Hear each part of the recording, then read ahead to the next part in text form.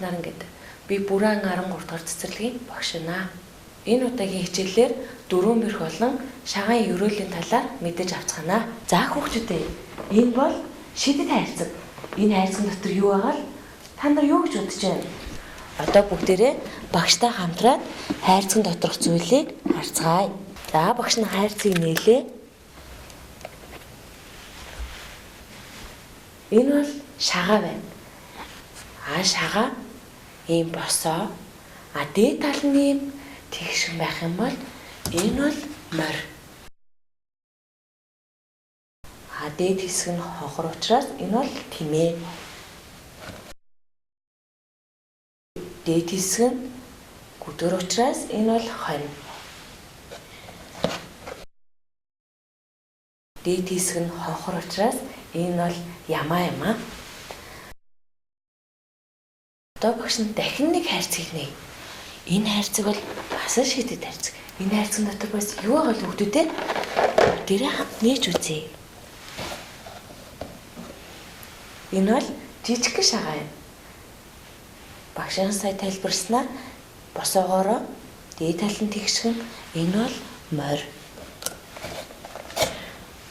Босоо дээд хэсэг нь хонхор учраас энэ бол тэмээ.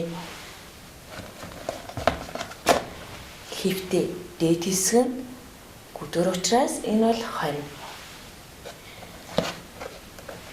Хөвтэй дээд хэсэг нь хонхор учраас энэ бол ямаа юм аа. Хүүхдүүдээ та нар энэ шагаануудыг яагаад ийм том жижиг байгаа гэж бодож байна? Багш нь тэгвэл тайлбарлаж өгье. Энэ том шагаа маань бод мал буюу морь, тэмээ гэдэг шагаа учраас том байгаа. За энэ жижигхэн шагаа маань бог мал буюу хонь, ямаан гэдэг учраас жижигхэн байгаа юм шүү хүүхдүүдээ. Одоо багш нь хүүхдүүдээ шагааны дөрвөн талтай дөрвөн өөр хувд учраас дөрвөн бэрх гэж нэрлсэн байна. Одоо бүгдээрээ дөрвөн бэрх хайхын тулд шагаан ерөөлөө хэлээд багштайгаа хамтдаа шагаагаа орхиё. Хүүхдүүдээ багшаагаа дагаад хийгээрэй. Морь буугаарай, молор эрдэнэ миний холог. За ингэж хэлж шагаагаа орхино. Тэмээ буугаарай, тэрэг дүүрэн ноостой болог. За дараагийнх нь хонь буугаарай, холбоо дүүрэн хоньтой болог. Багш нь нэг хонь буусан байна. За ямаа буугаараа сав дүүрэн сайлтай болог. За багш нь ахаад нэг ямаа буусан байна. Одоо бүгдээрээ шагаан ерөөлөө ахин давтаад хэлцгээе. Морь буугаарай, молор эрдэнэ миний холог.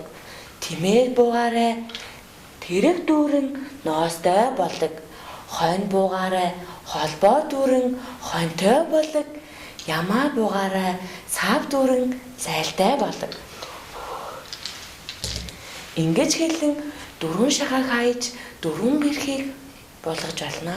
Хэрвээ дөрвөн бэрх буух юм бол дөрвөн бэрх нь хамгийн сайн энэ жилдээ адтай, хэмэртэй байна гэсэн. Хурдан шандас морь, хурдан атан тэмээ, хундан цагаан хонь, харлаг сэрх ямаа, азийн дөрвөн бэрх. Энэ удаагийн хичээл анхаарал хандуулсан хүүхд охчоо та бүхэндээ баярлалаа. Баяр таа.